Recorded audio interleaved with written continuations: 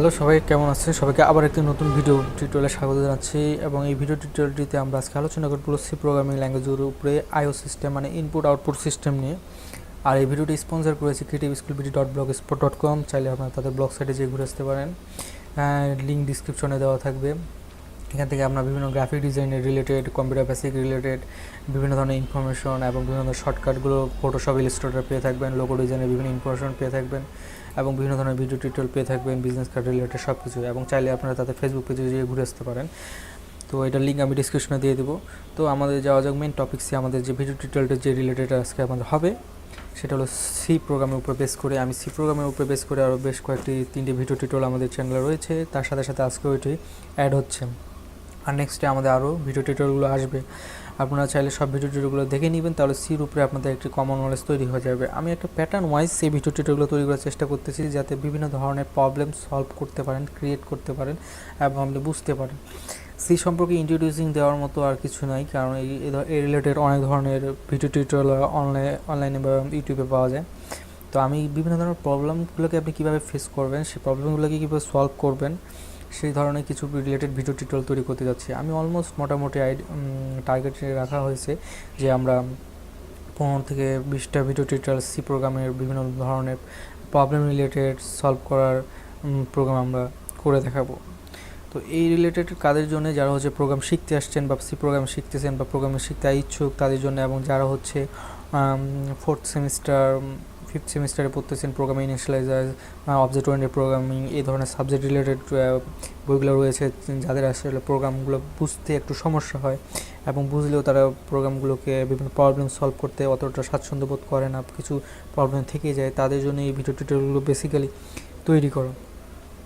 তো চলুন আর বেশি কথা না বাড়িয়ে, আর কোড ব্লক সম্পর্কে তো আপনারা জানেন, এটা হলো ID integrated development environment programming করার ক্ষেত্রে। তো আপনারা যদি এটা ডাউনলোড করা না থেকে যারা নতুন আছেন, তারা আমার ডিসক্রিপশনে যাবেন, কোড ব্লক ডাউনলোড করার লিঙ্কটা দেওয়া আছে নিচে।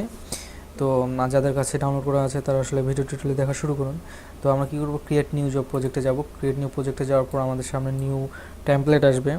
এখান থেকে আমরা হচ্ছে কনসোল অ্যাপ্লিকেশন ক্রিয়েট করব, ক্লিক করব এবং আমরা যেহেতু এখানে জিজ্ঞেস করছে welcome to the new console application উইজেট, আমরা এখানে নেক্সট ক্লিক করব। করার পর আমাদের প্রোগ্রামটা কী লিখবো, আমরা সি প্রোগ্রাম লিখবো, C++ না, সেজন্য আমরা সিতে ক্লিক করে নেক্সট করব। করার পর প্রোগ্রামটা একটা নাম দিয়ে দেবো, যেহেতু আমরা কী করতেছি, ইনপুট আউটপুট সিস্টেম তৈরি করবো বা ইনপুট আউটপুট রিলেটেড একটা প্রোগ্রাম সলভ করবো, তার জন্য আমরা আইও দিয়ে দিলাম, ইনপুট আউটপুটের সংক্ষিপ্ত, এবং কম্পাইলার GNU/GCC এটা ফিনিশ করে দিলাম।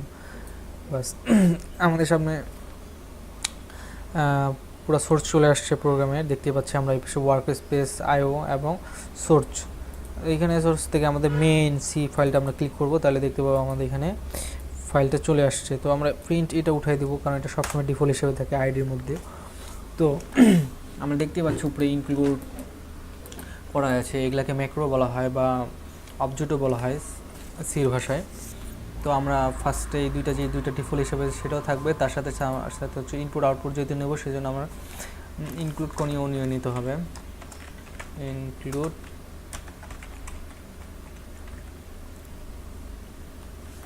.s। বাস এখন আমরা তো জানি কম্পিউটারে রিলেটেড কাজ করতে হলে অবশ্যই ভেরিয়েবল নিয়ে কাজ করতে হয়।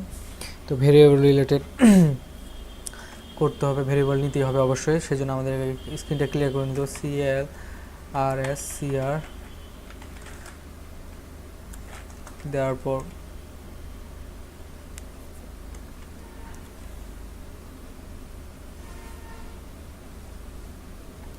আমরা এখন ভেরিয়েবল নিব ইন্ট টাইপের ভেরিয়েবল নিব হচ্ছে আমরা 3টা।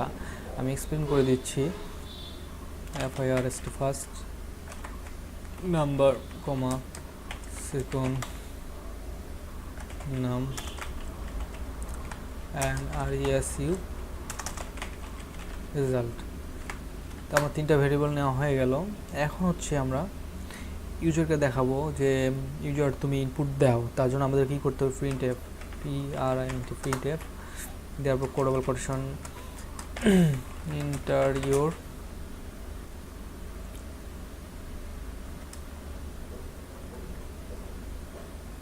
to number, okay. ইউজারকে আমরা শো করালাম যে ইউজার তুমি নাম্বার দাও দুইটা। দেন তারপর হচ্ছে আমাদের ইউজার হচ্ছে স্ক্যান অ্যাপ নেবে, ইনপুট নেবে, স্ক্যান অ্যাপ নেবে। স্ক্যান অ্যাপের মধ্যে হচ্ছে আমাদের ডবল কোটেশন দিতে হবে।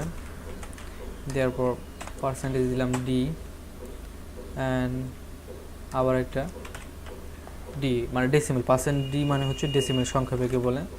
এবং এখানে আমরা হচ্ছে কমা দিয়ে দেবো। দেওয়ার পর হচ্ছে আমরা আমাদের ভ্যারিয়েবলের মধ্যে অ্যান্ড দিয়ে অ্যাড্রেসিং করতেছি। FIRST first number,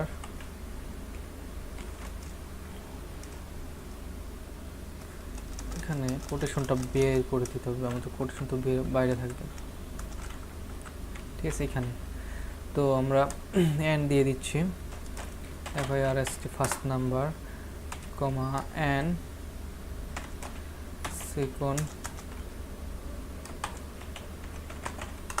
second number.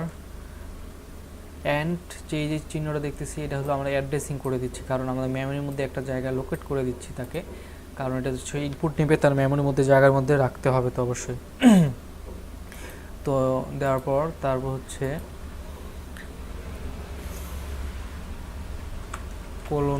Semicolon দিয়ে ক্লোজ করে দেবো। দেওয়ার পর দিচ্ছি হচ্ছে রিটার্ন। এখানে আমরা রিটার্ন করব রেজাল্টের মধ্যে আর রেজাল্ট ইকুয়াল টু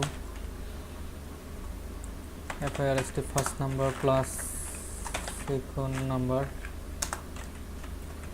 তাহলে printf second double quotation দিতে হবে, ইয়োর নাম্বার ইজ দিয়ে দেওয়ার পর আমরা হচ্ছে পার্সেন্ট ডি দিয়ে দেবো। দেওয়ার পর হচ্ছে বের হয়ে যাওয়া কোটেশন দেওয়ার পর তারপর দিব হচ্ছে আর এখানে রেজাল্ট না হয়ে রিসাইজ হয়ে গেছে, আর রেজাল্ট, এখানে আমরা আমাদের রেজাল্টটা দিতে আর রেজাল্ট। বাস আমাদের প্রোগ্রাম কিন্তু কমপ্লিটলি। এখন আমি প্রোগ্রামটাকে আগে এক্সপ্লেন করাই, আপনাদেরকে এক্সপ্লেন করে বুঝাই। তো লাস্টে আর একটু জিনিস বাকি আছে আমাদেরকে, এখানে রিটার্ন আছে, রিটার্ন না দিয়ে গেট চার দিয়ে দিতে পারি। গেট চার সম্পর্কে তো আমি আলোচনা করছিলাম, গেট চার মানে একটা ক্যারেক্টার নেবে,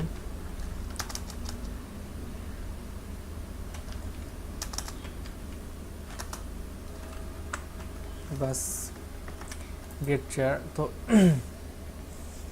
এখানে আমাদের প্রোগ্রামটাকে আগে এক্সপ্লেন করি যে ফার্স্টে CLR মানে হচ্ছে ক্লিয়ার স্ক্রিন, সংক্ষেপে এটা বলা হয় CLR ক্লিয়ার স্ক্রিন হবে। হওয়ার পর ইন্ট টাইপের ভেরিয়েবল নিলাম আমরা কয়টা, একটা দুইটা তিনটা। আমরা জানি ভেরিয়েবল নিতে হয় প্রোগ্রামিং করার ক্ষেত্রে, অবশ্যই ভেরিয়েবল নিতে হবে।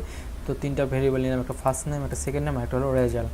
প্রিন্ট এফে আমরা দিলাম হচ্ছে ইউজারকে দেখতে দিলাম যে ইন্টার ইউর 2 নাম্বার, ইউজার দেখতে পাবে যে তোমার দুইটা নাম্বার তুমি ইনপুট দাও। দেন তারপর হচ্ছে স্ক্যান অ্যাপের মধ্যে সেই দুইটা নাম্বারকে কী করতেছি, মেমোরির মধ্যে অ্যালোকেট করতেছি, অ্যাড্রেসিং করতেছি অ্যান্ড চিহ্ন দিয়ে, ঠিক আছে। আর সেটা মেমোরির মধ্যে অ্যালোকেট হবে কি ডেসিমেল নাম্বার, এই জন্য পার্সেন্ট দিয়ে দেওয়া আছে এখানে। আমরা তো জানি বাইনারি, ডেসিমেল, হেক্সাডেসিমেল, অক্টা, এই জাতীয় জিনিসগুলো আমাদের জানা আছে। তো রেজাল্টের মধ্যে তখন আমরা কী করলাম, রেজাল্ট ভেরিয়েবলের মধ্যে ফার্স্ট এবং সেকেন্ডকে অ্যাসাইন করে দিলাম। তারপর হচ্ছে প্রিন্ট এফে যাওয়ার পর your number is percent D দেওয়ার পর রেজাল্ট দিলাম, কারণ এর মধ্যে যেহেতু এটা প্লাস হয়ে এর মধ্যে অ্যাসাইন হয়েছে, তখন আমরা জাস্ট লাস্টের বেলায় শুধু রেজাল্টকে কল করলেই আমাদের রেজাল্টটা বের হয়ে আসবে। তো আমরা যদি রান করে দেখি,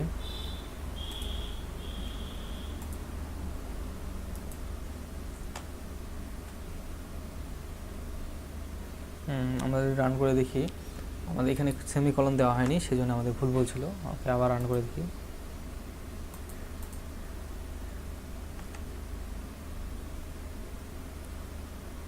অবশ্যই প্রোগ্রাম রান করে আগে সেমিকলনগুলো ভালো করে দেখে নিতে হবে আমাদেরকে।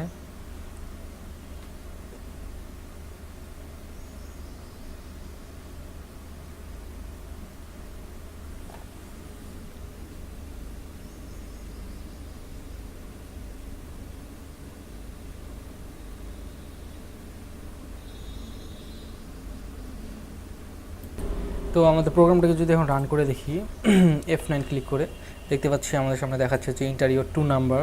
তো আমরা দিলাম হচ্ছে 50 যোগ 50 তারপর ইন্টার দিই, আমাদেরকে ইওর নাম্বার ইজ 100 দেখাচ্ছে, কারণ হচ্ছে আমাদের 50/50কে সে অবশ্যই iOS সিস্টেম ইনপুট আউটপুটের মাধ্যমে করে ফেলতে পারছে। তো আজকে ভিডিও টিউটোরিয়ালটিতে জাস্ট এইটুকুই আমাদের থাকলো। এরপরে নেক্সট ভিডিও টিউটোরিয়ালে আমরা সলভিং করে দেখাবো লিপ ইয়ার কীভাবে বের করতে হয়, ডেট এবং তারিখ এবং বারের কীভাবে বের করতে হয়, তারপর হচ্ছে কীভাবে নামতা আপনি সলভিং করবেন বিভিন্ন ধরনের ঘরের নামতাকে, তারপর হচ্ছে আপনি রিয়াল সংখ্যা, ফ্লোট সংখ্যা, ইন্টিজার সংখ্যা কীভাবে আপনি বের করবেন, তারপর হচ্ছে বিভিন্ন ধরনের প্রবলেম সলভিং বলতে গেলে কিলোমিটার মাইলে রূপান্তর করবেন কীভাবে, তারপর হচ্ছে আপনি তাপমাত্রা ফ্যারেনহাইটকে সেন্টিগ্রেডে কীভাবে এক্সচেঞ্জ করবেন, তারপর হচ্ছে সেন্টিগ্রেড তাপমাত্রাকে ফ্যারেনহাইটে কীভাবে রূপান্তর করবেন, সেন্টিমিটারকে কীভাবে ইঞ্চিতে রূপান্তর করবেন প্রোগ্রামিংয়ের মধ্যে, সির মধ্যে। তো সেই ধরনের প্রবলেমগুলোকে আমরা সলভ করা নিয়ে দেখবো। আসলে আপনি যত প্রোগ্রামিং সলভ করতে পারবেন তত ধরনের আপনি প্রোগ্রামে এক্সপার্ট হতে পারবেন। তো দেখা হচ্ছে পরে নেক্সট একটা ভিডিও টিউটোরিয়ালে, সে পর্যন্ত সঙ্গে থাকবেন এবং দেখা হচ্ছে পরে নেক্সট টিউটোরিয়ালে। ধন্যবাদ।